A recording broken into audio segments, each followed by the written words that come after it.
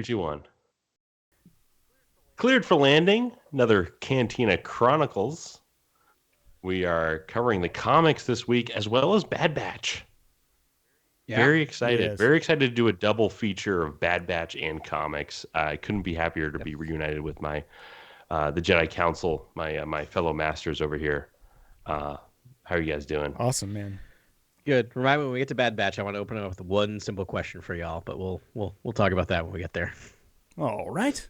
That's I think they call that a front sell in the biz.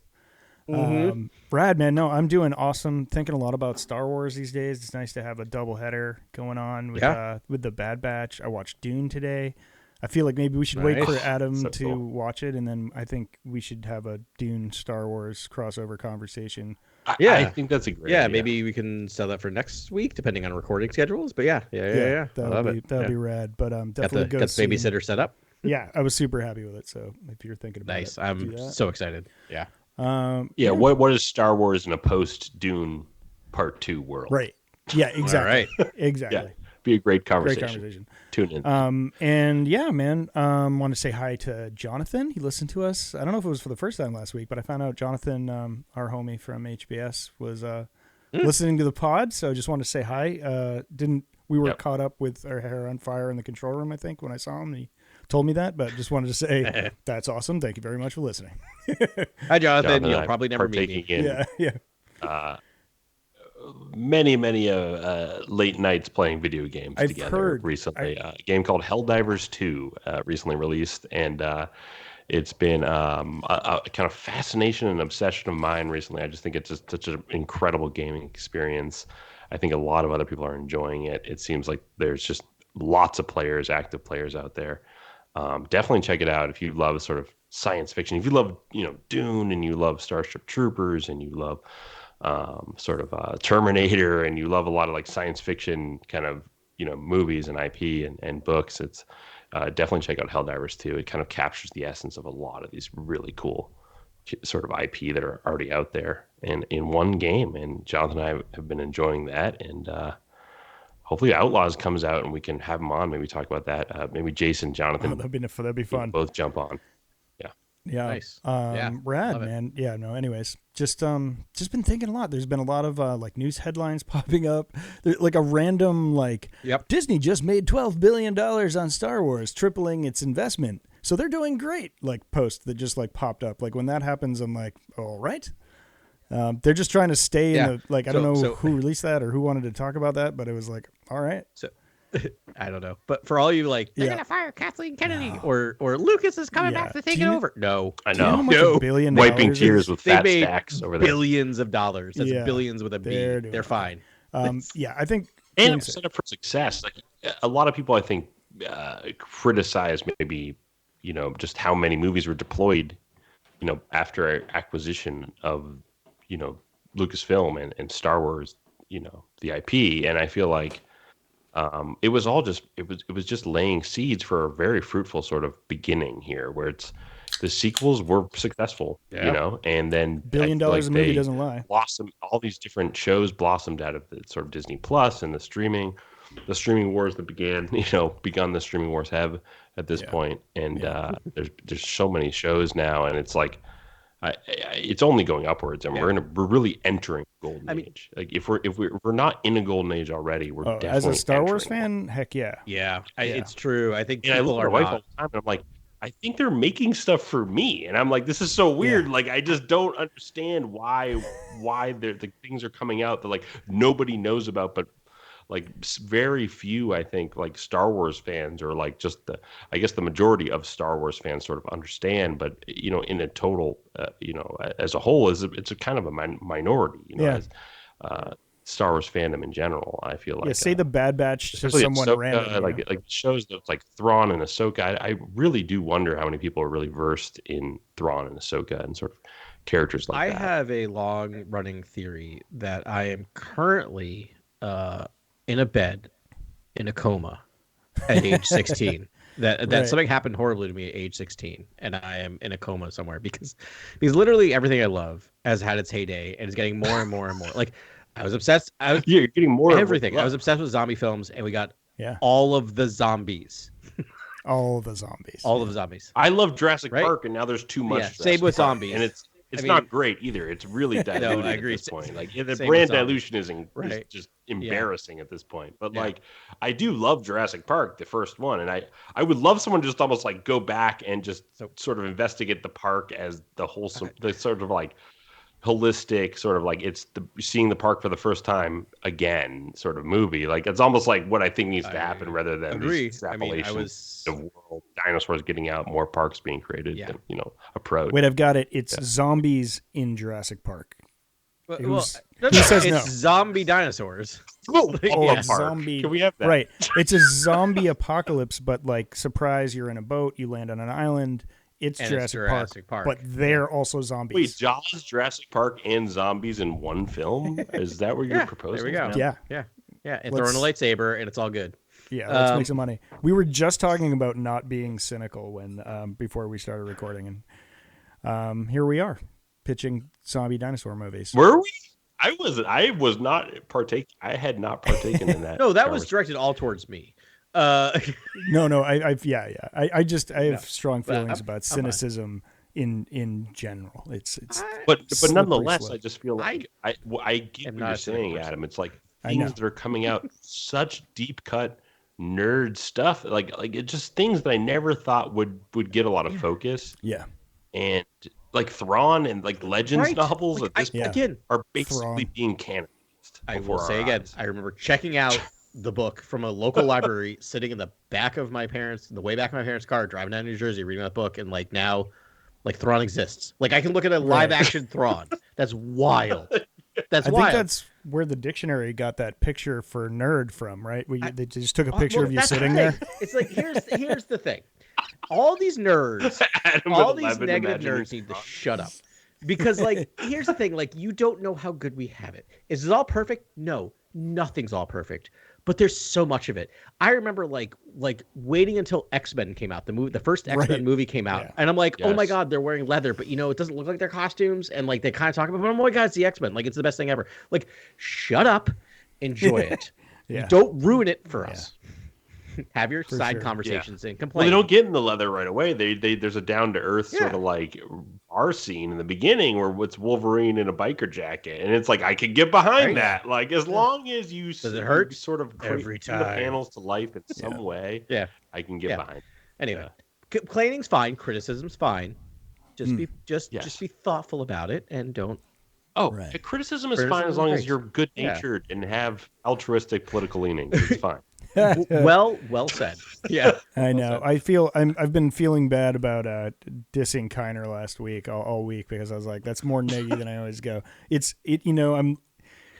is Star Wars now for me. Man. It's like I can always ask for more. What if I said Kiner gets it? Like Kiner's almost like your dream composer because he gets it so.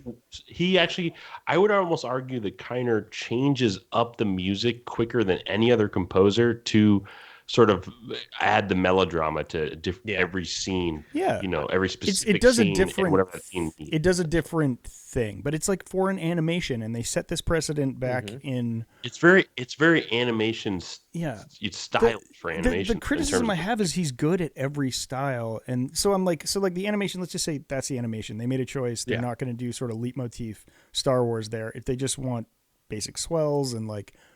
Whatever's going on. And he's taken more risks lately, I think, in Bad Batch. But then I was thinking about Ahsoka, right? Ahsoka is a chance for him to put his fingerprint on a series. And he did. I noticed, like, actually there is a theme for Ahsoka, but it's super subtle. It's like those Japanese drums where you just hear, like, you hear the rim shots too. Yeah. And it's super fast. It's like click, click, click, click. Because they used it in Mandalorian also for her. Yeah. And I was like... That episode, the Jedi. So I was like, okay, that's dope. But the thing is, he's like too good at too many styles. Like I kind of want him to just pick one, like of his own. Yeah. It's like he just like ping pongs from like. I understand what you're saying. I just think you totally sort of respect him as a creator and a musician. I'll never be 100th of what that man is. It's just more that like you're like. I think if you give him some limitations where it's like you can't just create new music. Instead of just shifting new music for every scene and to sort of like amplify that scene, maybe you need to create a holistic score that sort of I like to pick a style and sort of go. But it's geared towards animation. So I think what he's doing in this show specifically, I think in Ahsoka he'll hang on a number longer. Yeah. Whereas in Bad Batch he'll change it up quickly, especially like the Shadow clone. We'll get into it. Like he's like that music's like it's like the spy stealth music you heard in every spy thriller. Yeah. But it's awesome. It's like the GoldenEye stuff that I live for. So it's like, yes. So he does like these little homages to like, to each style. Like he could like flawlessly, but it's also just like hard cuts into like these just very different things. And I'm like, just like give it a patois. Give it like your own. Well, that's the thing. And pick a selection of instruments or something and just go with those or something. I think they should do that. And I think they should fully back Kiner because here's the thing. Ludwig's gone.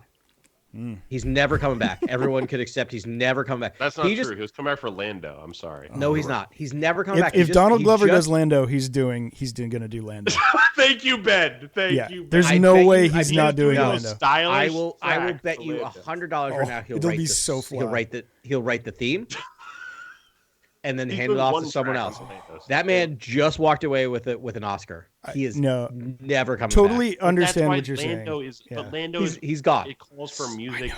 The Lando calls for a lot of in-galaxy music. They have a band together, man. Yeah, that's Childish Gambino. That should just be a music video. That whole series should just be like. And Luke will say, "Oh man, I really wanted to join you. I'm busy scoring 7 other films. I can write you or have the other person in my arsenal write you your theme."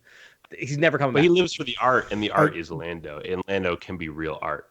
Yeah.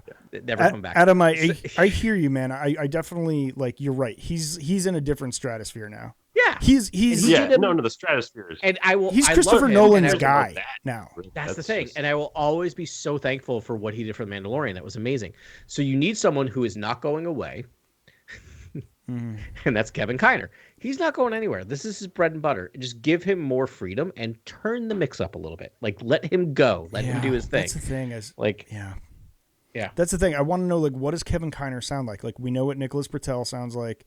We know what Ludwig Göransson sounds like. We know what John Williams sound like. Like, what's your deal, man? Like, how did Nicholas Britell gain so much buy-in after one season of TV? And like, I've just never seen a composer just be like, this person's the best composer to hit cinema and to hit sort of just filmmaking we've ever had. I have a theory on that, Grant. I think Tony Gilroy has scored films before, and he loves music, and he is a musician. That's right. He's and Nicholas Britell is super young, so I have no confirmation on this, but it just feels like Gilroy had a lot of input as to like what that score was going to sound like. Like, it's stylized, right? Like, it is a super stylized sound, and I've heard in interviews, Tony Gilroy was like, we'd spent a lot of time together on the score. Every single track is good. It's just been I know crafted. A lot of it's the same motif happening, but it's like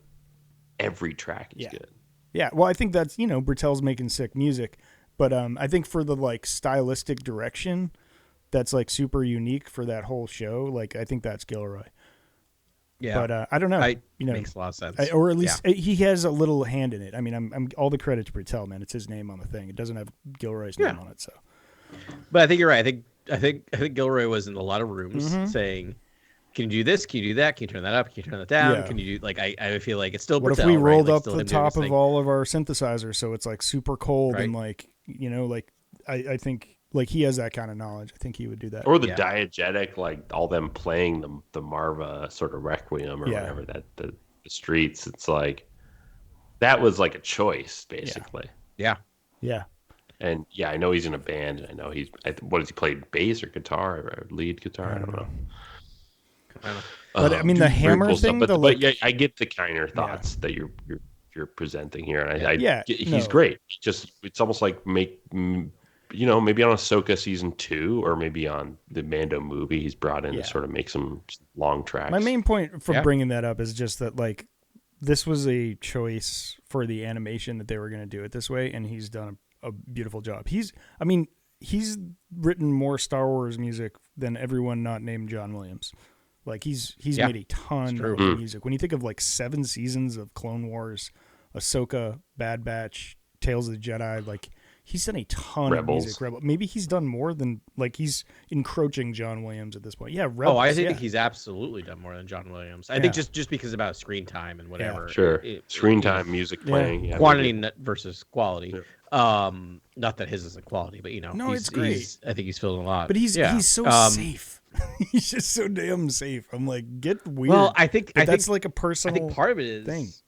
Yeah, I think part of it is he's used to scoring 30 minutes of television once a week, right? As opposed to getting a major motion picture. Yeah. Like I really be interested to give him a movie. Give him one of the movies coming out. Just give him one, right? And let him prove it, like let him do his stuff and see what it is. Filoni's right? making a movie. Give him that because you have more time. You have bigger guns behind you, right? You have a lot of things to do because like Goranson's great. Like The Mandalorian sounds good, but like when you listen to his like film scores, he has another level, right? Because he has all of that behind him.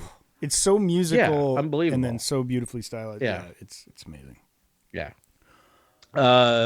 Should we talk about some news? Oh my gosh, yeah. Yeah, news. We saw a little thingery-do here. I forgot it already. I'm looking at the wrong thing here. Oh yeah, Rogue Squadron. Rogue Squadron lives. Rogue Squadron, yeah. Rogue Squadron lives. Patty, it lives in much that Patty Jenkins said, "Oh, I owe them a script." Yeah, but still, that means it's something. I'm in a development contract, and I owe them. And I was like, okay, like that's cool. But what is Rogue Squadron to you guys? Yeah. When you hear that, like, what do you think? I mean, if it's not Wedge, I don't care. It's gonna be like Red Tails. Oh, wow. We did see Wedge in Rebels, though. We saw like young Wedge in the Imperial Academy, and we saw some stuff there. Yeah. But I mean, you asked me, what is Rogue Squadron? I could go pick up my books right behind me. Yeah. And that's number 1 is Wedge. Number 2 is Wedge. Number 3 through 28 is Wedge. Formation of like the first Rogue Squadron, like, and them jumping into the ships for the first time and flying and rebel missions, like early rebel missions. Can you imagine the nostalgia bombs there, where you're just like, it would be like Lost Stars? Yeah. You know, where you're just on the periphery of the original trilogy, but you're not close enough to the center to be in the main story. And they're just like sort of like, they could be around all of that stuff. But I think there's IMAX potential here. I think that's maybe what Lucasfilm and Patty Jenkins are thinking. They're thinking, hey, we're going to put audiences in an X-Wing and have them, do it'll be like Top Gun. Death Star. Yeah. I mean, isn't it what you picture with like Lucas on the old, making of Star Wars, talking about him watching like reels of fighter pilots and him using that for just do that now in the X-Wing. I mean, which is weird, right? Because you're right, it's Top Gun, but if you watch Top Gun Maverick, here's a little secret about Top Gun Maverick. Yeah. It's just Star Wars. Guys, it's Star Wars. It's literally episode 4. There's a trench run. There's a trench run in that film. That has the exact same events as Star Wars. You're exactly right. Yeah, well, I mean, I can think of like stealth. I can think of like every jet fighter movie at this point now has a trench. I have to think that's Star Wars, essentially. Just given that the canyons and flying within the canyons is just like Hollywood's like, that's perilous, right? Like sort of approach to things. I wonder what this could be, this project. And I almost, in like at the same time, it's like if it's a movie and it's X-Wings and it's the Galactic Civil War, like what can the X-Wings possibly do that impacts the war in a way that seems sort of like reasonable for a movie? They could do like that's missions between like A New Hope and Empire Strikes Back, and just like side missions the whole time. I mean, that would. Yeah, is it side missions the movie? You know what I mean? Like that's what I'm worried about. I mean, they could then like the I don't know, or the main scene could be it could work its way up to the second Death Star, and like suddenly you're there, and To me, this is such a better Disney Plus series because then it's just pilots should be a series. getting these rogue, Z95 headhunters from the Outer Rim and being like, these are X-wings essentially. Yeah. You're going to be piloting these, and they're like let's jump in rogue like fringe fighters that are not TIE fighters, and like let's try and fight TIE fighters. Like to me, that's a show. Yeah. It's not like a movie. Right. Yeah, like an episodic thing. Tough. It's like an episodic thing. Part of what I'm thinking is this like, so all right, so I'm Disney now, or I'm Lucasfilm, and like two kind of most successful things in terms of critical praise and like fandom is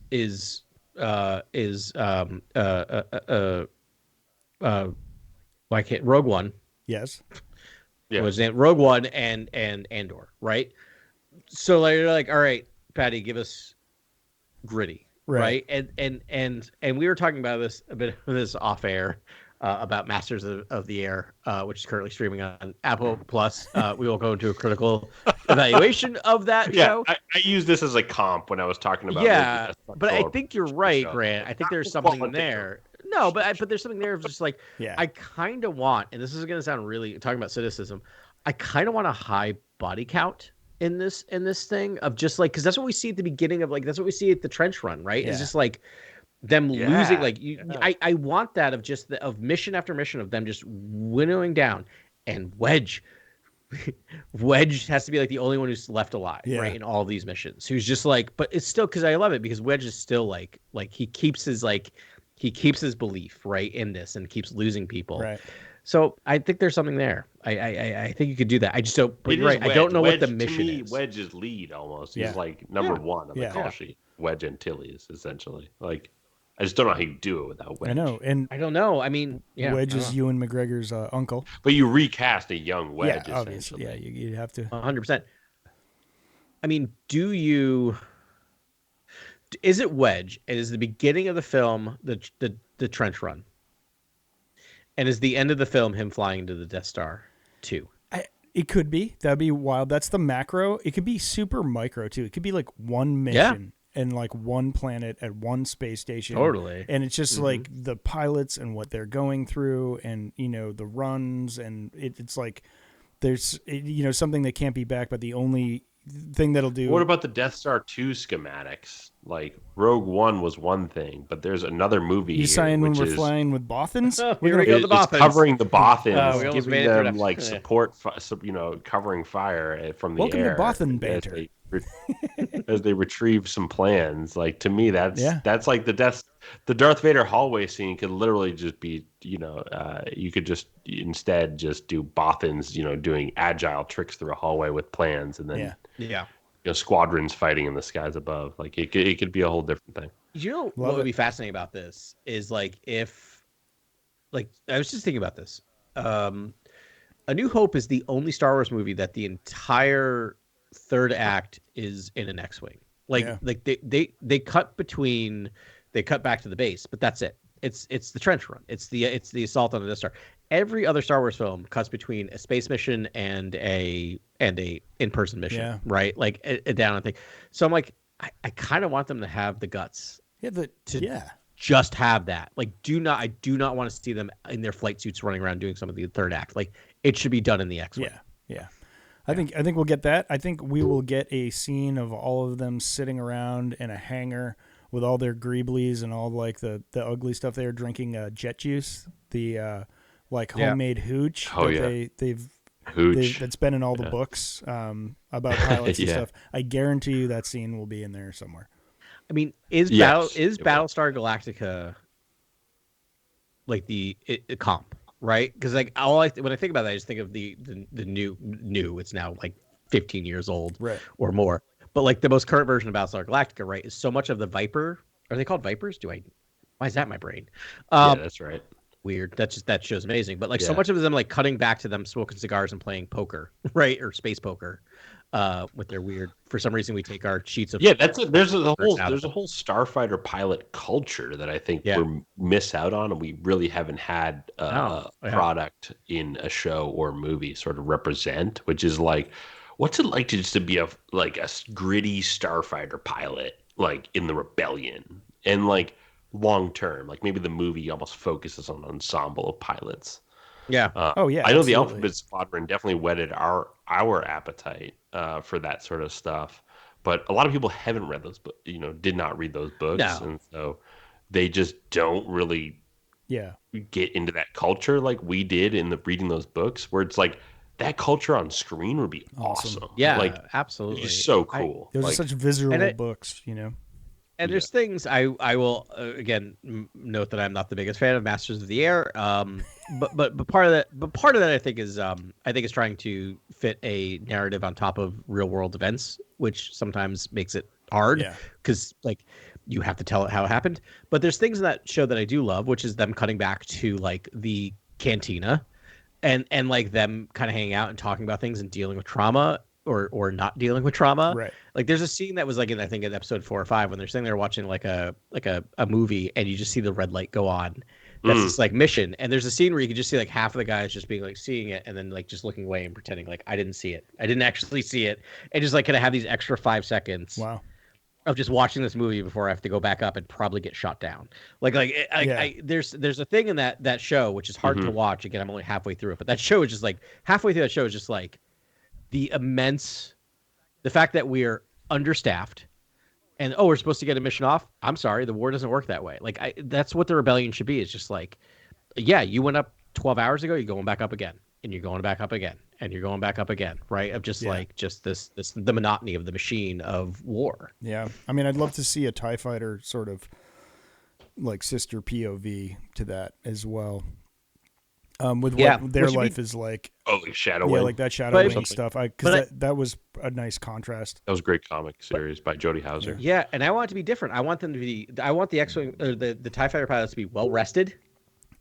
Well, this idea because there's so many more of them, right? That just like they're just well rested. Yeah. So now they just punch the clock. Maybe one of the coolest ideas I've ever heard, which is almost like a Disney Plus sort of like mini series sort of collaboration in which it's like, or event series essentially, where it's like a TIE fighter show versus an X-wing show, almost like what Clint Eastwood did with Letters of Iwo Jima and the other film that Flags of Our Father. Flags of Our Father that sort of coexisted together, but just do that on Disney Plus, two rivaling series where these people just fight each other, and that is the dramatic conflict that warrants a sort of storyline. That they're fighting each other and they're killing each other, and what are they killing each other over? You get to go political. You get to really dig into the drama there, and the stakes and the loyalties and what's happening there with the characters.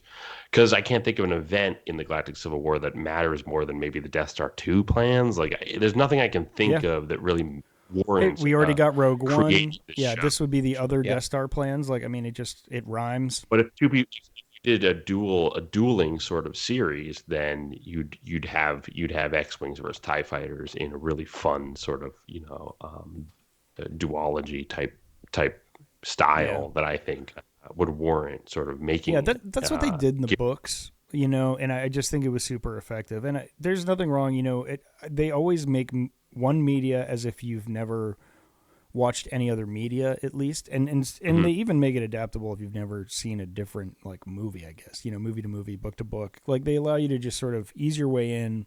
This is the world, this is what's going on, and then you can just sort of go for it. And I'm fine with that, man. I think if they wanted to do a feature, it's just like they use some of those tones and feel from some of those books that happen, and they just make a new story. And I don't. That sounds awesome to me. That'd be great.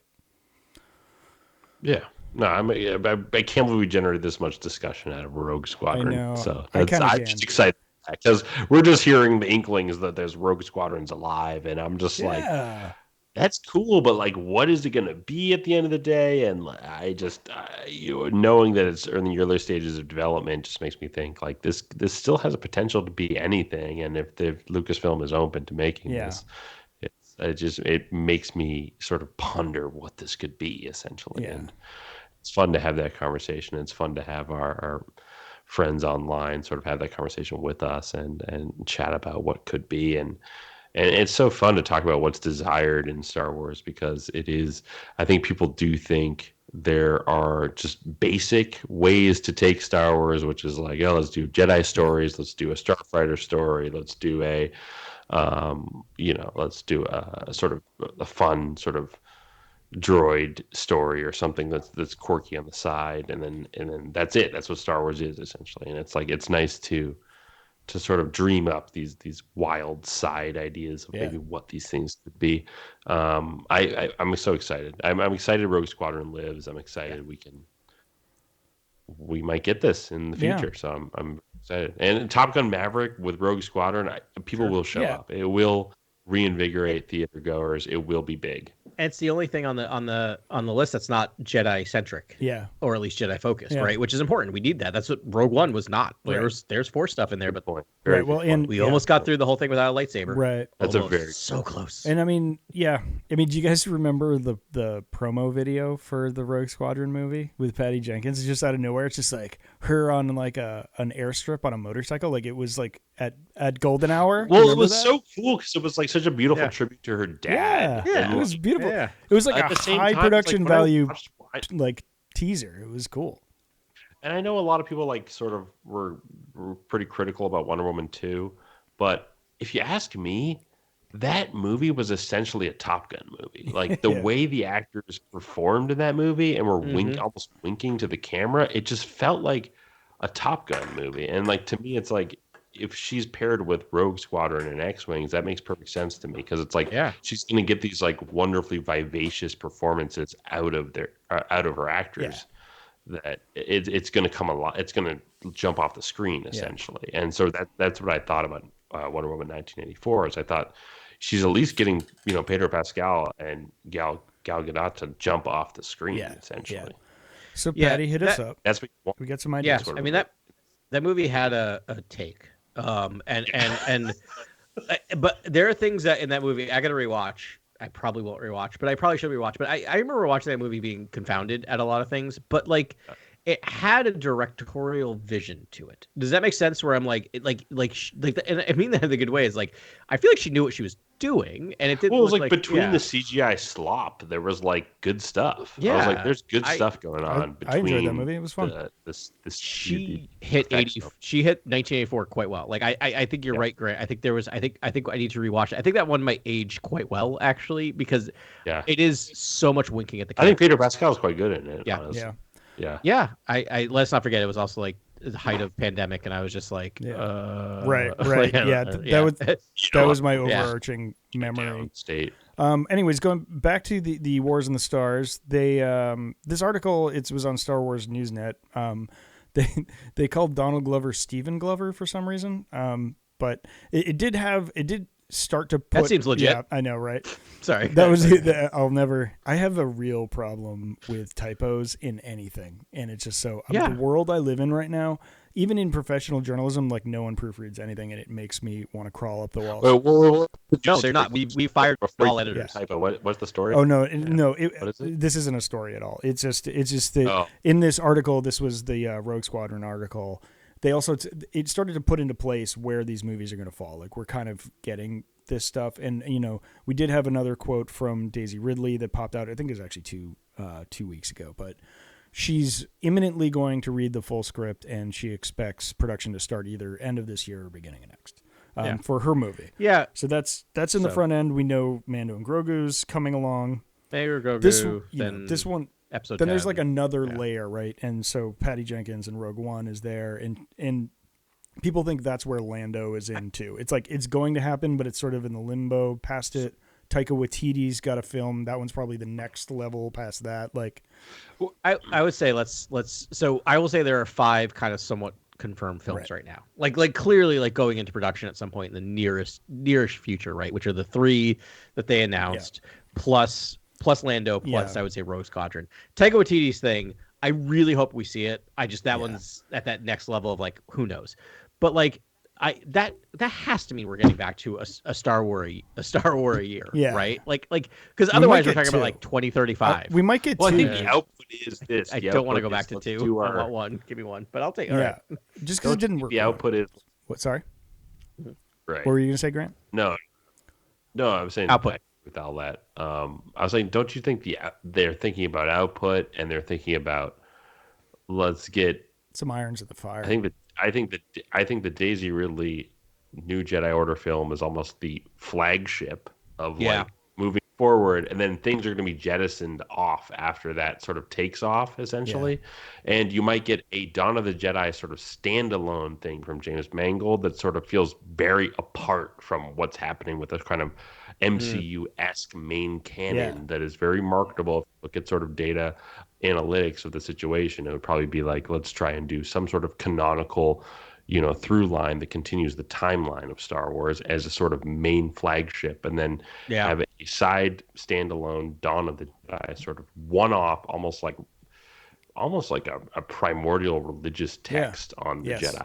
And then things can fill in anywhere in between those 25,000 years. And then, yes. Yeah, totally. There's so much room to work with. I would just argue that I think after they do the new Jedi Order film, that you might just want to like have all the branches be going forward in that timeline, in that direction. I don't know why.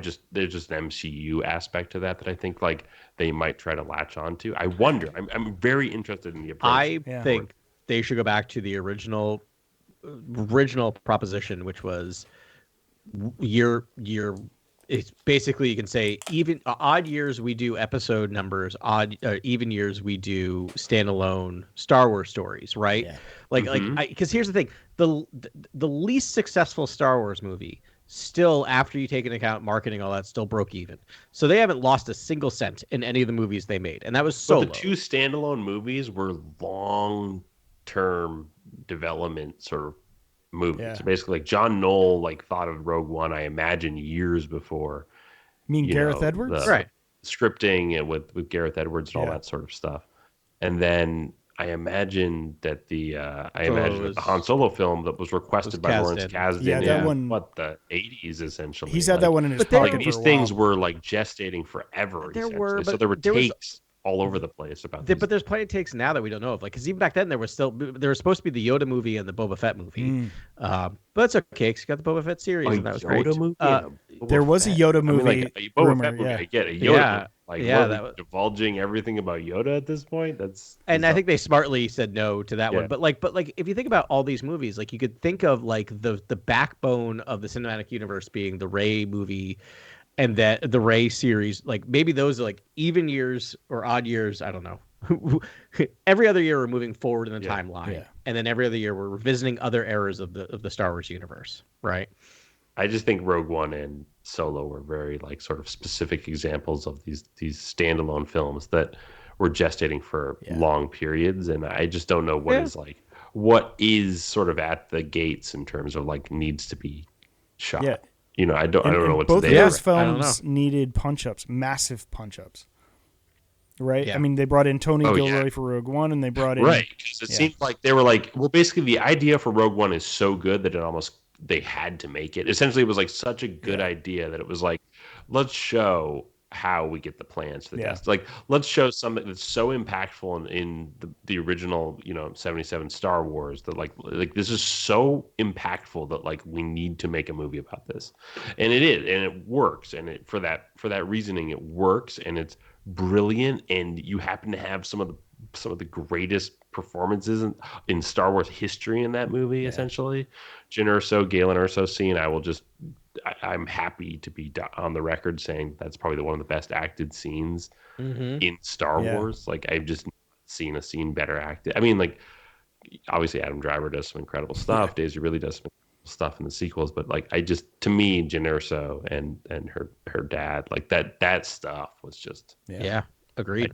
Gareth Edwards, I guess. I don't know who directed that moment, but wow, really incredible stuff. Really. Chirrut Imwe, Donnie Yen, my man. Yeah, just really good acting and really, really great performances in Rogue One. It really made that movie pop. Really good stuff. All right, why don't we start in on why we're here? We got a double header of Bad Batch, and so we've been burying the lead here, really. 2 back-to-back episodes 6 and 7.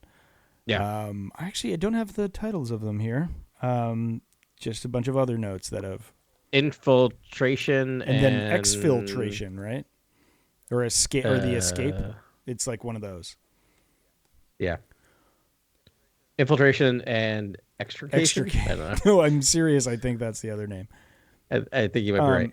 In any respect, I'll wait. I'll vamp while you guys are both looking for it. Apparently. I got nothing. Grant's going for it. But can I ask my question? Oh, yes, here we are. We've arrived at Adam's question. Yeah. So why does tech like to fall Extraction. Off? Extraction. Infiltration. Extraction. Yeah. That bada bing, is bada boom. episode 6 and episode 7. Yes. Yeah. So my overarching question is, why does tech like to fall off really high things? Why? I don't know. Why? I don't know either, but he fell off. He fell off a waterfall in this episode. Tech? Yeah. Not Tech. You mean Crosshair? You mean Echo? You mean no? I mean Rex? Tech. I mean Tech. Who was?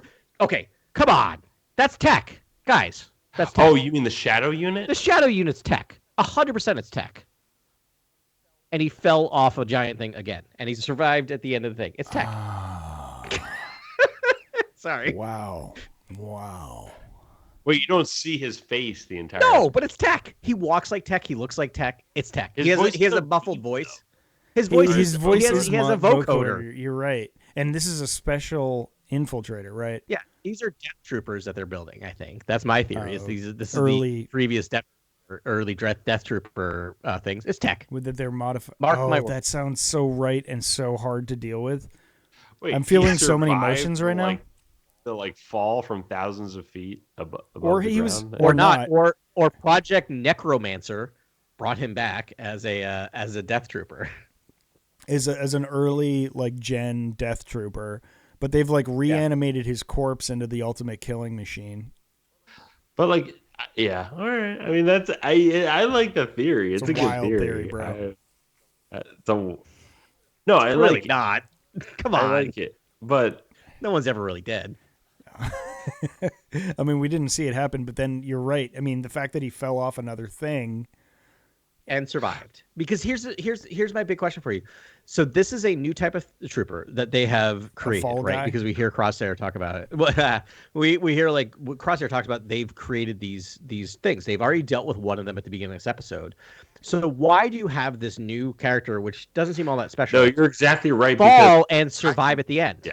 The only way you do it is because there's a mask reveal. Also, Star Wars loves peeling off a mask and revealing something. It's Tech. It's Tech. Yeah. Guys. No, I think you're right. I think you're right about it. Because I think that's a good theory, and I think it's correct. But I mean, I only I watched these episodes knowing that we talked about them, but I didn't take so many notes because I just felt like it wasn't as elaborate as I think we all predicted it might be. We were like, they're going to Tantus, they're gonna see what's in the vat, and it's like, no. This is it's pretty straightforward. It was interesting because it was actually subversive. It was almost like it was the villains were doing the infiltrating. Yeah, exactly. That was so cool. I was like, wow, called that. Turned it on us right now. Is that this Shadow Trooper is coming in to spy on Rex and Hauser and Hunter and the batch, and I was just like, this is so cool. Right. And that was my biggest question, was just why do we care about these infiltrators so much? Or these what do they call them? They're troopers. So I'm looking through, of course I have really informative notes like energy crossbow. Oh yeah, I saw that. I was just like, that's so cool. Yeah. Shadow ship design. Oh, their ship for the no, they're called Shadows. I think ship was awesome. They called them. It looked like an arrow. Yeah, it looked like a head. And it was gorgeous. In the back, the engine, the rear exhaust, all that stuff just looked so good. I was like, where are these ships in the galaxy? Great. It's like if you took a Nubian starship, but made it Empire core Kuat drive efficiency. It's just an arrowhead in the air. It looks like a Mandalorian Fang fighter, but even more almost triangular and pyramidal almost. And I was like, oh, this is just an arrowhead that looks awesome. Yeah. It's just a sick concept come to life. And that show again, so much detail. I can't tell people enough. I can't recommend Bad Batch enough to people, where I'm just like, he's talking to you, Jonathan. Go from out of Atmo to in Atmo and land and take all the time in the world landing, and the struts coming out, and the landing gear coming out, and the exhaust like smoke coming out, and the landing pad bay door open, and the person walk out. If you want that experience, watch these animated shows where he takes all the time in the world showing you these moments, and these are the moments that are Star Wars in a lot of ways. Yeah. Can I also give you 2 points of evidence that this is not a show for kids? Oh my god! One, Crosshair nearly gets drowned. I killed an Imperial officer. I thought the Shadow is holding his head. Crosshair. Yeah. They're holding his head. This is the third time in a day that I've watched someone getting their head held underwater. You had a long day, bro. It's been weird. It's also weird that I would see the thing from All Quiet on the Western Front from last year, a super brutal World War I movie, and I see the same thing happen in The Bad Batch. I'm like, this is weird. Yeah. Well, the horrors of war are very real. Right? Yeah. No, Bad Batch is. And the other thing is, I was watching it, and like again, the Bad Batch and everyone on there and all their allies are using stun shots, right? We noticed that they're using stun shots, except for Crosshair. Crosshair, because I guess you can't snipe with a stun bolt, shoots a pilot, and we watch that ship just crash and blow up and just destroy everyone. Which again, also saw that in Masters of the Air. Yes. Within a day. Yes. It's weird. That is weird. Yeah, no, that was brutal. It was just like killed the pilot, and he just like went down, and it was like, oh, all right. Yeah. Yeah. We get a surprise appearance by Commander Wolf. We know from Rebels that things happen. This was such cool commentary to me, to be like, of course Hemlock would contact Wolf and these remaining clone commanders essentially, who basically who are going to follow the mission to a T, essentially, and if the mission is we need to recover someone alive, they're so heroic and they're so allegiant to the sort of the cause of the Empire that they're going to bring these people back alive, whereas they may not be able to trust their shadow troopers or their other ops that are sort of like out there as basically lethal assets. And it was very cool to see. Like, I understood why Wolf was there. I was like, oh, I get why they still keep these clones in active duty, given that they have great performance records. Obviously, like Wolf probably is just like an ARC trooper, much like Rex, where he's just like nonstop delivering the dubs. And they're like, let's keep this guy. And we saw Commander Cody. What happened to him? Yeah, anybody? I don't remember. He didn't die, did he? Or did he just like abandon? I think, did he go AWOL? I think he went AWOL. I think. Well, he's definitely scattered. I just don't. I can't remember if he died or not. But I'm trying to remember. I don't think he does. But they should really stop throwing these guys at Rex. I mean, they probably didn't know Rex was there, but sooner or later, like, none of these guys are gonna like go against Rex. Man, he's their boy. Like, no. Yeah, he's able to talk them all out of it. And it's so good. And then the other thing I want to say about they're just too good. Kind of building on this is like they're too good, and like Rex, like just this idea of the emotional intelligence level of the clones is kind of amazing. It's like better than than normal non-cloned humans. Apparently Jango Fett had some good, or maybe they teach them that when they were at the cloning facility. But like, so Crosshair has this moment where I think I can't remember if he's talking to Hunter or something else, but like he talks about loyalty, right? And he talks about the fact like I was loyal to the Empire, but they weren't loyal to me, right? Like that was his big thing. And then just that beautiful moment of like, and now I'm following you because Omega was loyal to me. Like I just think that's the idea of just like the reciprocal nature of loyalty, and that's what brought Crosshair back to the fold. It was kind of a beautiful moment of just a little moment of him actually having a conversation about why he's back. I'm just like, I was looking for loyalty, and I mistakenly put my trust in the wrong thing, and now I know that. Like it was just a nice little moment. Yeah, it's beautiful because I think that is the math. I think he did the math, and it was like, you know what? Like they're not there for me. Like when I need support. They're there to just I'm expendable essentially. That's what I was told directly. And he's like babying Omega, I think, in the second episode, and she goes, "You're worse than you're as bad as Hunter." He's like, "I'm worse." Yeah. I love that movie. It's like that's a great little Crosshair.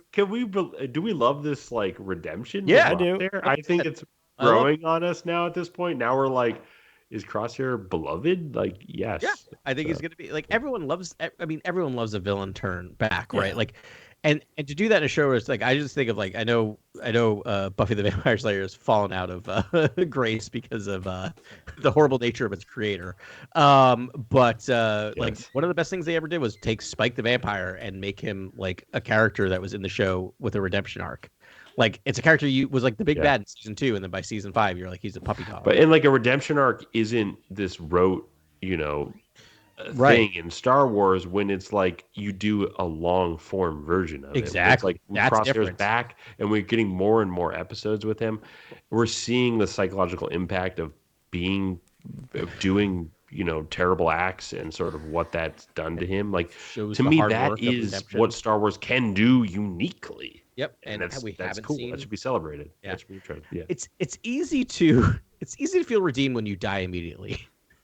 Sure. Nothing, but like one of my favorite things in like the old EU was just like Leia's relationship to Vader, right? Because like Luke would be like, I redeemed our father was great, and Leia would be like, I don't know him, and the one time I met him, he tortured me. Yeah. So no, and he was sat there while my planet. He sat there while my home planet was blown up, and I'm like, I'm glad you had a nice little talk to with him on the Death Star, but not really buying it. Like, so I kind of love that, like this idea of like redemption so is cool a long that one thing. twin doesn't get the catharsis with the parent, and then it becomes a sort of it becomes a longer drama that takes place. That sounds like a great movie. I wish they made it. Yeah. Cool. What else do we got? Oh, they don't know what M counts are. Yes. M counts gets the discussion. That's where we're going. What could that be? I was like, I was screaming at my TV. Right? Yeah. Say midi-chlorians! Just say it! Oh, so close. But that's like the MacGuffin for the next episode is they're like, what is this M count? What starts with M and it's in your blood? I don't know. Yeah. Seems to be connected to the Force. I don't know. Yeah, right. Yeah. Nothing. I got nothing. Oh my gosh. So meta. Yeah, awesome. Did you notice that Omega started using a toothpick? She's like adopted her new dad, hilarious. And it's like instead of Tech, it's Crosshair, which is so I love it. So disconcerting, but yeah, I mean, there's that. There's energy crossbow. So we get a weapons upgrade out of nowhere. That's sort of fun. Yeah. Should be good. And so I just started like rewatching the series. I just needed a Star War. You ever just need a Star War? You're like, nope, I don't care. Yeah, I don't want anything else to watch, but I need a Star War. And I'm like, all right, I'm gonna run this back. And all right. There's a scene sort of like there's another extraction, right, where the Bad Batch are leaving with Omega and they're facing off against Crosshair for the first time. And Omega's the one that like smokes like 3 people with a blaster, very like Princess Leia-esque from A New Hope. Except we know Leia had practice, but Omega's like, I don't know, I've never picked up a blaster before. And I mean, she grew up in a lab. Right. Yeah. But she's already a dead shot. And I'm like, there was, I don't know if you remember this, but like an early conversation of ours, we were like, is she the new Crosshair? Like, are they going to train her as a sniper? Right. I forgot about that. Which is such a bad take because it's just like, now I understand what Crosshair represents, which is like, he's just a killer. Like his, in his enhancement, right? The whole like premise of the Bad Batch is that they all are enhanced clones that have mutated in a beneficial way. Right. And they also call them enhanced, which sounds like it was intentional. So it's like they were lab experiments that went right. Enough. Yeah. And, Crosshair's only redeeming quality is that he's a murderer. And like, now he's coming to terms with that. But so like, that's not a good thing to be like, all right, kid, you're going to be our murderer. You're going to sit in a crow's nest and murder people. It's funny. I had a similar thought when I was watching that battle scene that we talked about where like everyone else is using stun and he just kills someone. He's the only person who kills someone. And I'm like, that doesn't make him evil. It's just like what else does a sniper do but kill people? Like that's the only thing a sniper can do. A sniper stun would look stupid. I don't think it would work for some reason. I don't know why. Because it seems like it'd be like blue, but really fast. It would get larger and larger and larger, and then it stuns a whole building. Like, oops. Yeah. Or whatever he says in the show. Yeah. By the way, if you're curious, I just clicked on M count in Wikipedia, and it takes you to directly to the midichlorian page. Yeah. They're not pussyfooting. So apparently, that's how as it should. As it should. Yeah. I'm like, is that confirmed? I mean, we all know it, but have they ever actually said that? Yeah. Hey, guys, did the Havoc Marauder blow up? I haven't seen it in a long time, and I'm worried about the Havoc Marauder. Well, you don't like Echo's new ship? That thing is awesome. I do. The Ramona, I think is what it's called. Yeah. I love Echo's new ship, but I miss the Havoc Marauder. Is it secret? I don't remember. Is it on Pabu? I think it might have gotten destroyed at the end of season 2, and I'm a dummy. I think you're right. Right. Yeah. But I miss it. I miss it very much. It's a great ship. You know what? I like it. The nose, like it's a little funny in the front. Okay. It looks a little. I mean, it's just like it looks like it has two eyes almost. It looks like a general. It looks like an Imperial shuttle. Yeah, it's a Lambda shuttle sport. But just like right.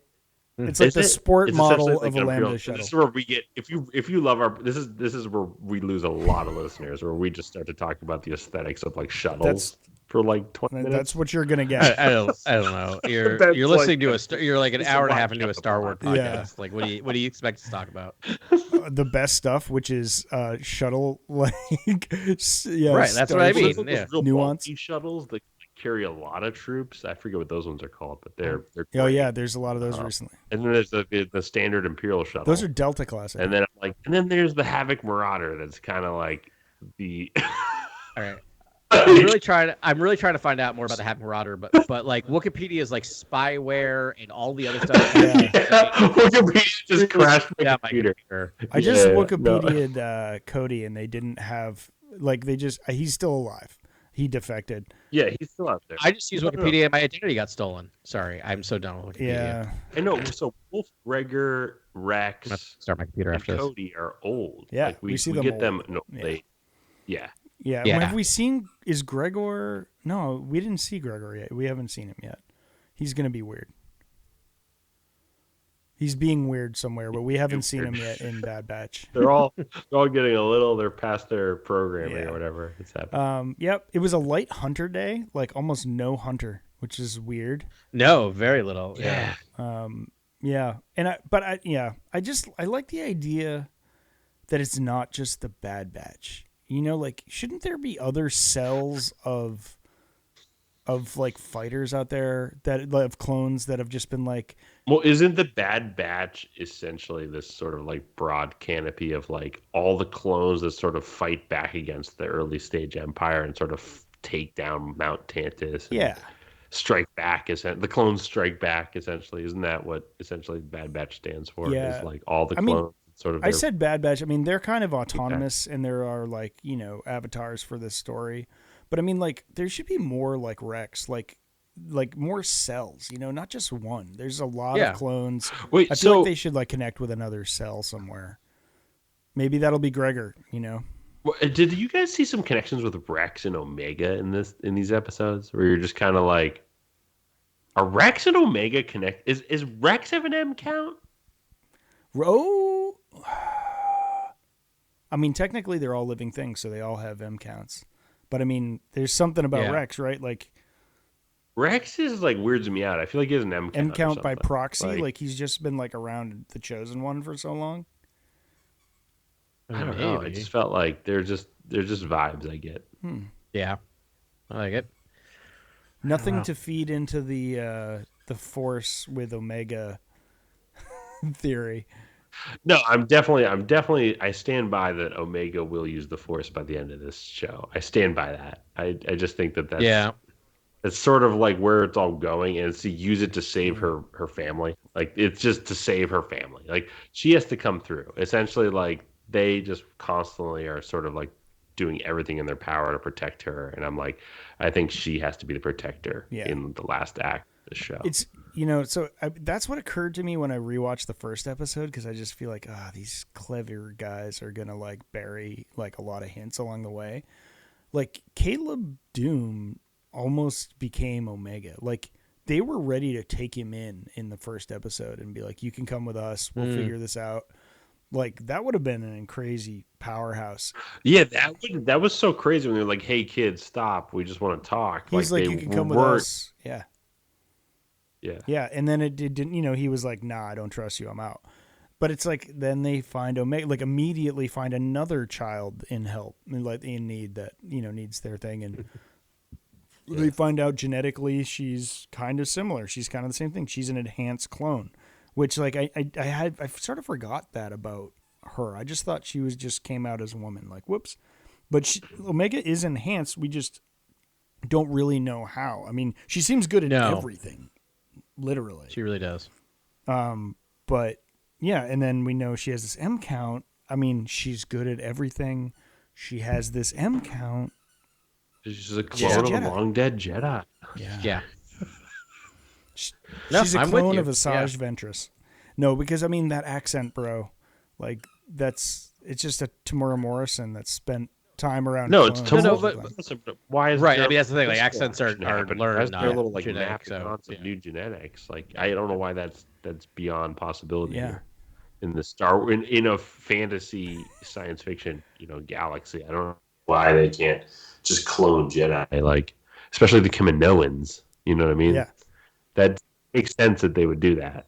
That just makes sense. They're like, we're being manipulated by this Darth Tyrannus guy, right? And they're like, yeah, we should create. But Darth Tyrannus, he actually can manipulate the Force, and therefore we should like be wary of him. But what if we created a clone that could use the Force? Therefore, we're not manipulated by our clientele ever again. Oh, great idea! Let's create Omega, this basically Jango Fett clone that can use the Force and sort of spliced with Avar Kriss. The first any sort of maybe Force, wielding, warriors that we can, rally to our cause and to fight against these, bad actors we have to deal with now. Can you imagine if she was? Yeah, it makes sense. It's organic that they would do this. Can you imagine if she actually was a strand cast of Jango Fett and Avar Kriss? That's so OP. So OP. I mean, why not? It's crazy. Did you see the tiara she's wearing in the beginning? The circuit on her head? I was like, are you kidding me? That is like, I saw that in the High Republic issues, like in books, like months before the show started. It was just weird. I was like, and it was like, Lucasfilm's the master of synergy. I was like, if this is synergistic, I wouldn't be surprised, honestly. Yeah, that would be amazing. That would be the best reveal, I think. For me. Yeah. Side note: the Havoc Marauder is still fine. Well, where is it? It's not here. They just didn't. They just used it in this episode. It was last seen in the Return. It's probably on Piro or Para or whatever. Wait, don't they use Pabu, it? And then Echo flies a different ship. That's what I thought. Yeah, I think they flew away in the Remora or Menorah. It actually should be right here. And then of course it's not because I'm an idiot. Oh, the Remora. Yeah. I thought I said Ramona. It's Remora, which is like those are the things that like suck on the underbellies of like whales and stuff, right? Remora fish. Yeah, those are the ones that are sharks and stuff. Yeah. Yeah. They just like hang out with sharks, which is cool. Yeah, and Ramona is the name of the person from Scott Pilgrim. Yep, there we go. Figured it out. Figured that right out. But it's Pabu. So I bet it's Scott Pilgrim. Yeah, I think the Havoc Marauder is parked on Pabu somewhere. That makes sense. That checks out. In that salt air, rusting. It's good for it.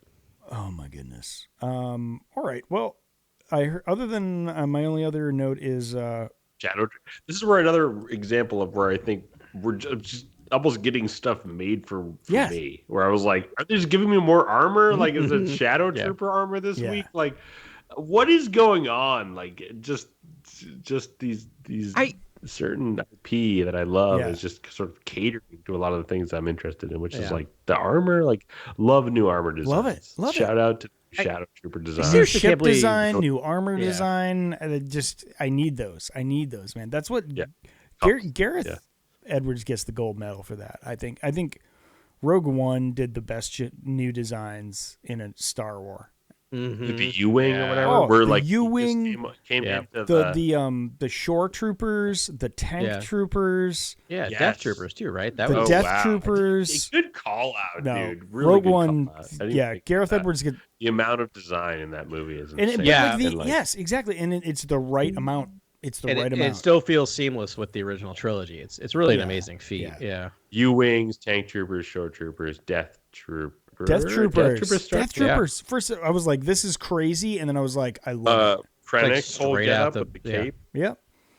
It's always right. Honor what came before, presage what comes after. Always expanding. Right. This is our Krennic's ship that basically like if you basically if you're not going to do a crawl and like tilt pan towards anything like. Basically having the coolest ship ever start the movie is also a good approach, which is Krennic's transport. And it's just another play on that Lambda class like shuttle, right? But it's like just it's so incredible looking. I mean, and It's gorgeous. It might be the most gorgeous shuttle I've ever seen. Flying in over the black sands, like, oh, just stop it. Yeah. Have a day off. That design alone, they were like, let's just show off the design for the beginning of the movie. That will get everyone in. It was like perfect design. Perfect. Right on. We wanted to cover another. We're sneaking. I'm not even going to look at how long we've been podcasting because I don't care. Because I'm excited to talk about these two little bonus episodes issues from the comics from the Star Wars main run. Charles Soule, right? So always awesome. Yes. And I've seen these. You guys read these probably a million years ago, but I've been saving them for the pod. So 42 I read a long time ago. 43 I read recently. Wow, that's wild. Yeah, a couple months ago. They came out, I think 3 months ago and 2 months ago. So, or less than that probably, actually. So, not that long ago, but yeah. So you read them when they came out, but I always wait till right before the episode. And then reread them. Yeah. Yeah. I'm on the Lando's tribunal at this point. Okay. Oh, I forgot that was happening. Oh, my gosh. And it's interesting. Yeah, we'll talk about it. Represented... there's a lawyer named like Salio Giorgio or something. Sally Jesse Raphael. Giorgio? Yeah, it's Sally Giorgio or something. I swear to you, Adam. It's something like that. But my favorite part is she's just like that'll work at the end when something major happens. It's happening, Ben. We'll get there. We're gonna talk about it. I really don't understand why we're even doing it, but it's like Adam said many weeks ago. I was like, really, this is where this is going? Like after it's healing a crystal. So because these are the two greatest episodes we're about to talk to you right now. Like it's just lore machine. I was like, oh, should I start taking notes? And I'm like, no, because my notes are the whole issue. It's just awesome and lore after awesome lore. It's also like saying the unsaid a lot of the time. Like a lot of the time in the sequels, like it's Kylo is basically needs to kill his dad per Snoke's, Snoke wills it, and it's like it's like he just wants Kylo to break down and feel more pain and therefore turn to the dark side. But they don't explicitly talk about it so much in the sequels. Whereas this comic is like, hey, let's explicitly talk about explore it. Why you need to hurt more to turn to the dark side. It also does something that I kind of wish we had seen in Ahsoka, but we can talk about that.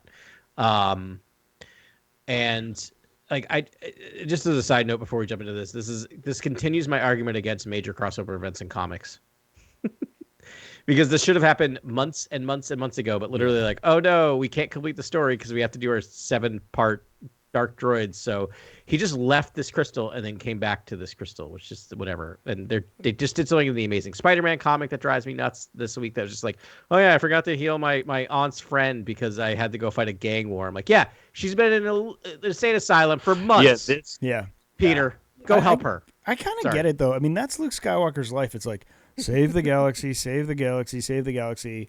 Oh, I have some time to myself. I'm going to start expanding my learning as a Jedi. I know, but you gotta also think that like maybe the only comics that need to exist like between Empire Strikes Back and Return of the Jedi are like Luke healing a crystal, like getting the green crystal. That's like really all I care about. I love that. We're just right now. Like, we're only like there's really nothing else I care about as a fan. And so right now, that's these two. All we're doing. All we're doing right now is Star Wars main run and Darth Vader are the only two ongoing series right now. Which I'm like, maybe that's what it should be for a little bit. Like Well, maybe that's the only story we wanted.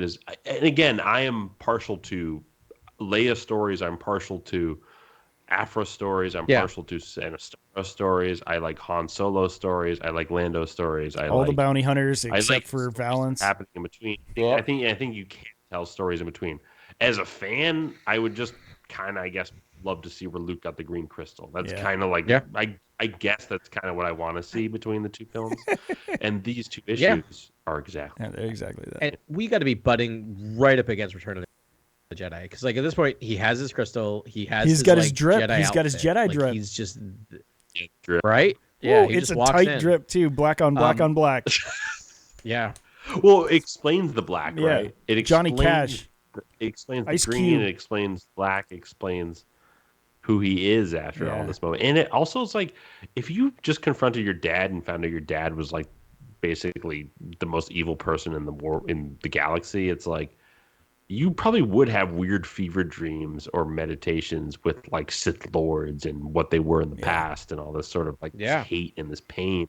it felt, again, Sewell, I just don't know how he does it, but like when I finish and complete any one of his comics, or his sort of like a series that he does, or his little event moments he does, it's like, yeah, that makes sense. Like that actually makes sense. It actually enriches what I feel about Luke Skywalker in a lot of ways. And that's what I felt about these issues. I thought this was exactly what he should do. He should have these strange, mystical dream of this, terrible Sith Lord and their pain, and them trying to push pain onto them, and then Vader appearing, and it was just perfect. I was like, this is, and it gets to Vader, and I was like, of course, like this is the main catharsis for Luke, is to then deal with his dad, and then who his dad really was, and like what Anakin Skywalker means, and all that stuff, like, or if that person's still there underneath. It's very cool, very hopeful. Yeah. It's very heartwarming and touching, and is peak Luke in terms of just like just how much he's just like, I need to learn how to heal a crystal because I think I need to do something like that also later, like a human, right? Like it's kind of beautiful, and it's also very heroic Jedi, which I really loved about these issues. I was like, he was like, I am a Jedi, it felt very Jedi. Sith is pushing him just to like, just constantly pushing his Nietzschean outlook on Luke, and it's like life is a struggle, and what are we but a struggle, and there's pain, and you should have fight to not feel pain, and all this kind of really dark, foreboding stuff. And Luke's like, I'm a Jedi, like that's what I am. And just that, and there's like a one. It was the beginning, that whole And there's that one page thing where he's just he sees the baby, the child that turns into the Sith Lord, and just shows up at every horrible moment of the person's life, and just like, I'm here. I'm here too. Like this is, you're not alone, right? And but it's cool that like in that, which is a beautiful sort of full spread image of all these broken up panels of like him with the Sith Lord, as the Sith Lord's feeling all this pain through his life, being abandoned as a child, and being lost on this planet, and being emaciated and hungry, it looks like, and all this sort of stuff. And it's like, and then Luke's like eventually like, no more pain at the very end of that, which was fascinating to me, which I thought that was really some of the genius that Sewell brings to the comics, which is like, being a Jedi is hard. Like at the end of the day, you're eventually going to want to just lash out and try to stop the pain that's happening, because it's so much pain for some people. And that sort of, the amount of pain can sort of compound and be hard for anyone to deal with. And it was just powerful. I was like, this it's super powerful level of sort of power commentary to his work. And so we get the origin of the green kyber crystal, right? Green. He's like, green? What's this? So like, here's the thing that I kind of wish had happened in Ahsoka, that they gave it to me in this comic, which is like, so Ahsoka in the series, she goes to the world between the worlds, right? Like she has this whole thing. She seems to come out of it as like Ahsoka the White, as kind of like, I've gone through catharsis. And I was fully expecting, we talked about it on this pod, that the next time she turned on her lightsabers, they would have colors again. And this happens in this book, basically. Like I get it in this comic, right? But I'm like that's Ahsoka season 2. Like if she's gonna be a Jedi, like she's gotta, like, I have a feeling that's the moment where she just, similarly, she doesn't know that it happened, but she turns it on, suddenly she has a green and blue lightsaber. Interesting, again, or something, because that's unprecedented. Right. It was the Ahsoka novel, I think, that canonized turning kyber crystals white. Like when you heal red crystals, they turn white. I mean, that's a great underrated novel that we've talked about recently for various reasons. But yeah, so that would be unprecedented if it was like bang, and then she like brings them back to life. That would be super powerful. Yeah. It's interesting that his turned green. Well, no, his didn't turn green. He had a second crystal that was green. Doesn't turn green at the end? He had two crystals. He had a red crystal and a green crystal, and then he turned the red crystal white. Right. And then, he in his vision, he saw himself have a green. He saw himself with a green lightsaber, and he's like, right, that's weird. And then he was like, wait, at the very end, he doesn't hold up a green crystal. I guess that's the one he had from before. You're right, Ben. So when you jump back to the Christophsis the last time we were dealing with these characters and the crystals, he got a green crystal somehow, and then he had the red crystal that he couldn't crack, but like he was just like randomly given a green crystal, but then he saw himself in this fever dream wielding a lightsaber with a green blade and was like, I have a green crystal, so I'm going to use that one. Why do they make a big fuss about healing the crystal at the end of the comic if it doesn't change color? Because it was about confronting his dreams, and that he has the power to do it. Yeah. Oh, my interpretation was it was a red crystal that turned green. But I think you're right though, Ben, because I think he shows the green crystal at the beginning of the other issue as well. The first of the two-parter. Yeah, in the first issue he mentions it. Yeah, I mean I just read it this afternoon.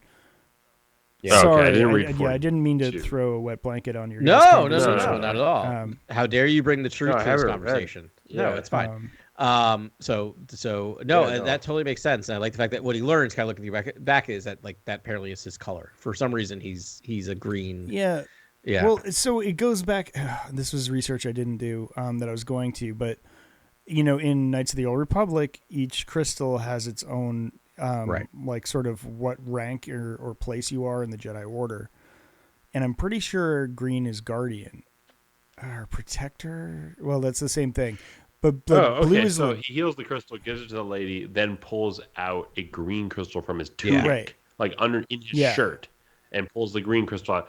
All right, there's a little slight. He had two crystals. One panel in the 43 where it's basically he reaches in and grabs another crystal. He mentions it in one bubble in 42. Yeah, it's like one bubble before this all happens. He's like, no, actually, I brought two crystals, and like, and that was a thing, and he's got it. So. But yeah, no, I think it's more the significance of the green, and like he sees himself in this dream and he's like, what is it? But I think that's the Force being like, you're not this keeper of knowledge, dude. You're a protector. Like you're a guardian.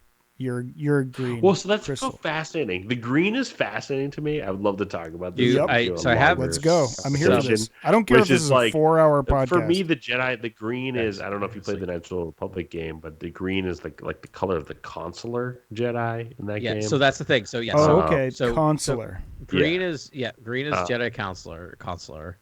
Yeah. Yeah. And so to Blue me, that's is Guardian. He is the herald of maybe a new Jedi Order, and the leader of that Jedi Order, essentially, is kind of what that promotes in my mind. But yet we know his dreams quickly fall to ash, and his temples immediately destroyed. And so he is not the consular of his dreams or of whatever his foretold fate would be. He's not a leader of any Jedi. He's not the consular. He's a guardian. Yeah, so it doesn't match up. Well, it doesn't match up with what I ultimately look at as his fate. Because a green, to me, almost like blue would make sense for him, because it's like his dad's color. Isn't blue the guardian? Yep. Color? So that blue would make is more sense to me. So here's the thing: blue is a Jedi guardian, a Jedi who uses the Force on a more physical level. Yes. And then green indicates a Jedi consular, a Jedi who preferred to reflect on the mysteries of the Force and fight the dark side at its heart. That does kind of sound like Luke to me. Like I mean, even with his like advancement Doc too, that seems like a very Jedi consular. I would never call him a consul, but no, I agree with you guys. No, I don't want to dismiss sort of like what we get with Luke and his reflection on the Force. But I will say it's just more of like if we're then living in the doctrine of the Jedi and looking at the green color from the doctrine of the Jedi, I'm just like, isn't this basically someone who then becomes the sort of like the grand, master of a council, essentially? Isn't that sort of you would think they would be higher?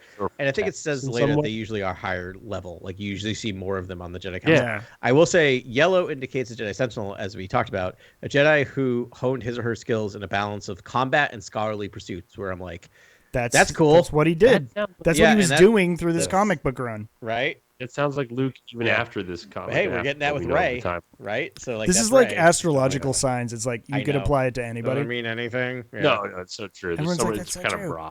But it's just funny that I totally see myself as a green lightsaber person, and I never knew why until I read this. I'm like, oh yeah, it totally is me. I reflect on things a lot more. I'm not physical.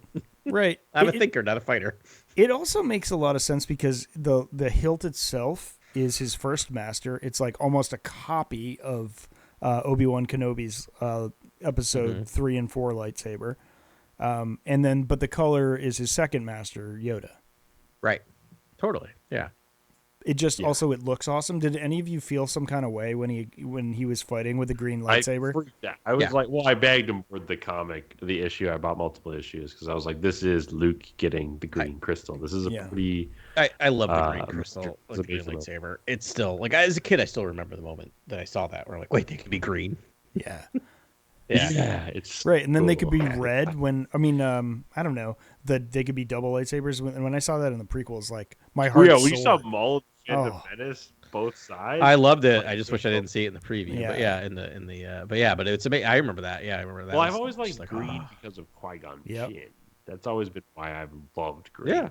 Like forever, I've basically been like a Qui-Gon Jinn stan since the beginning. Just because.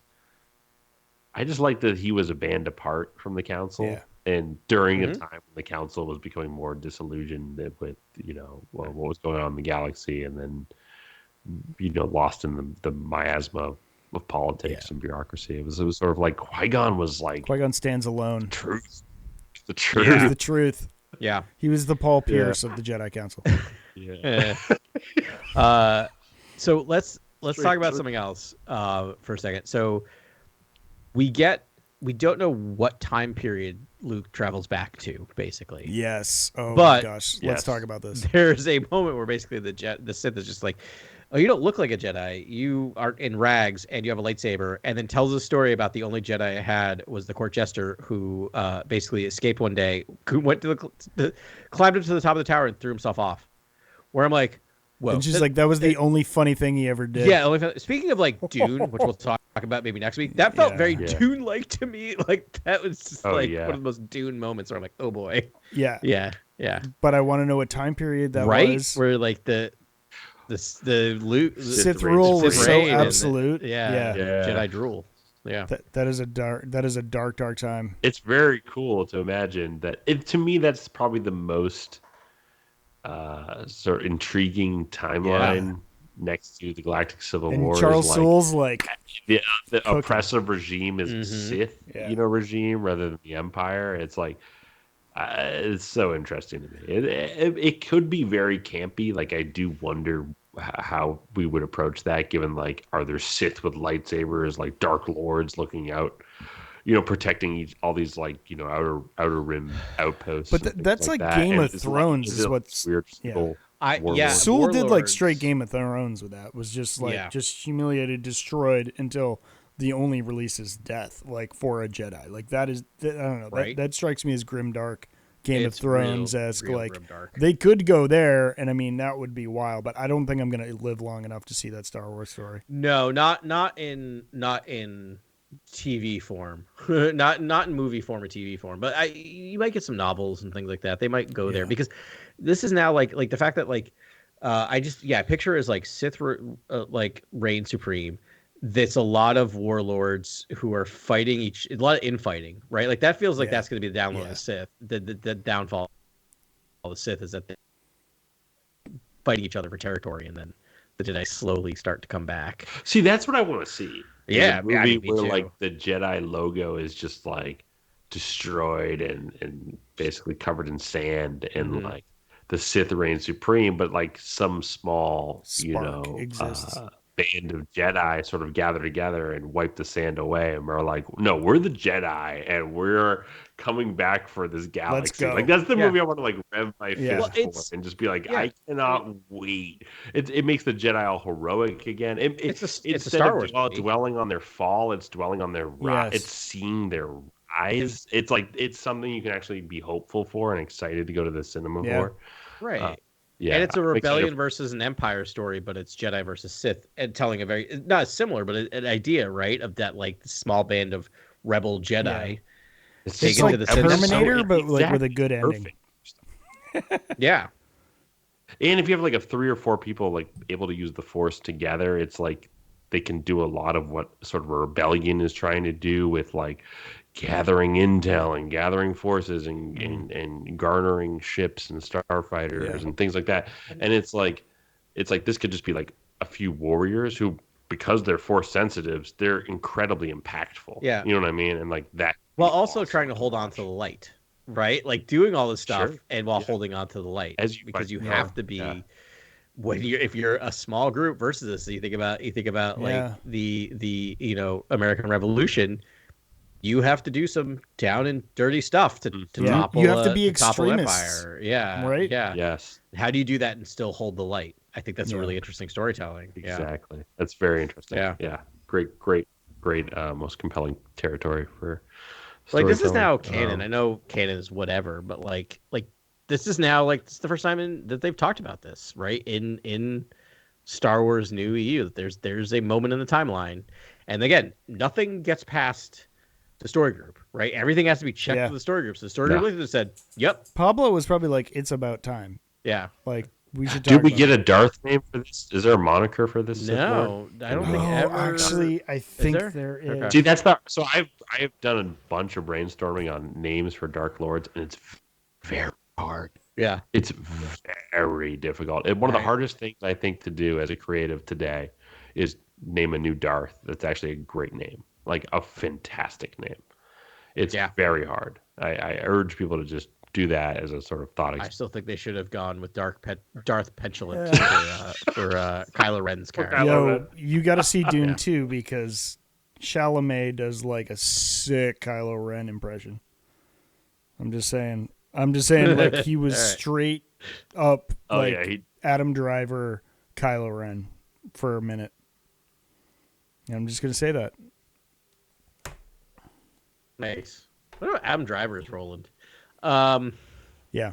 I don't know. I'm just saying, like, don't hate Adam Driver's American Treasure. It's fantastic. Yeah. I love that role. It is Darth Petulant, but that's probably why he didn't even get a Darth. He's just like.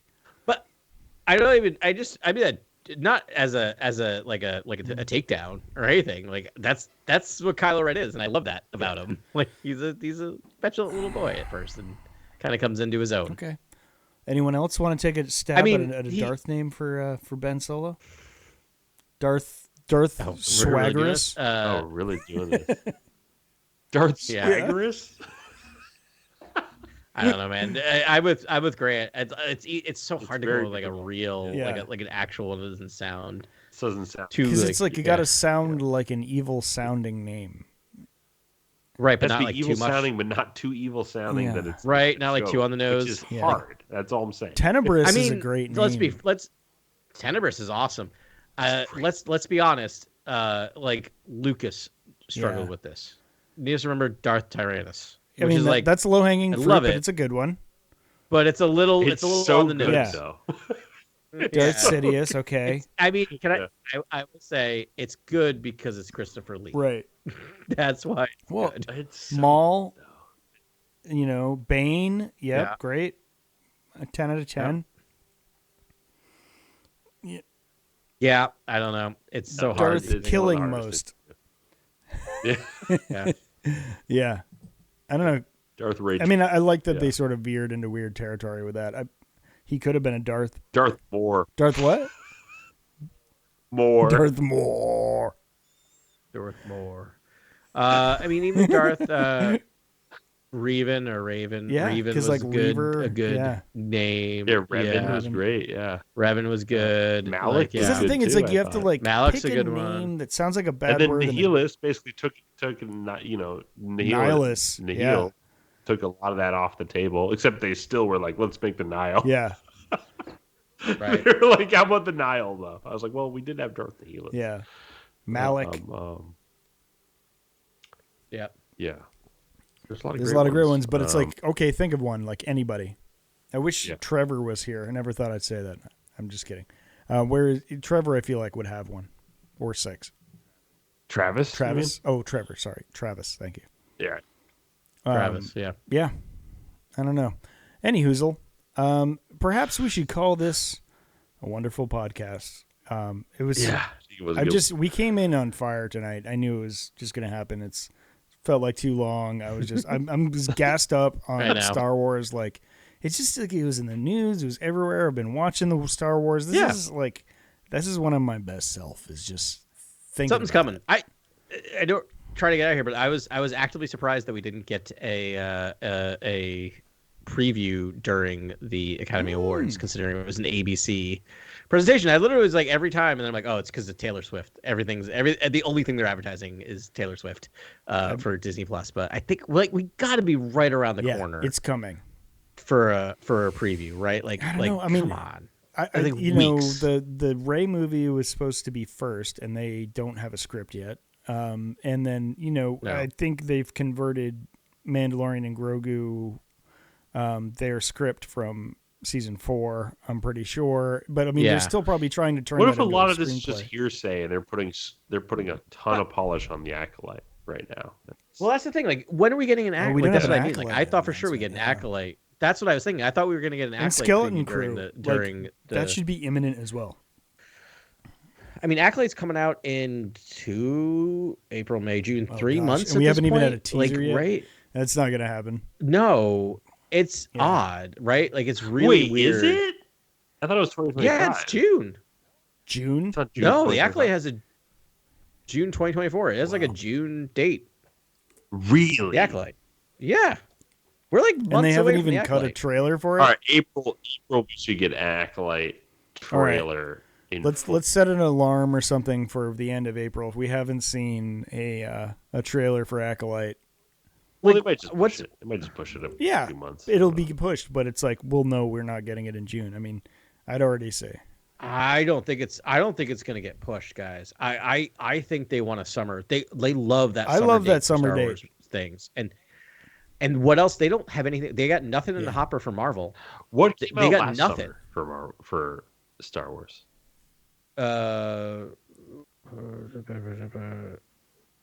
Were we in season, Mando season 3? No, Mando season 3. Wasn't Mando season 3 last summer?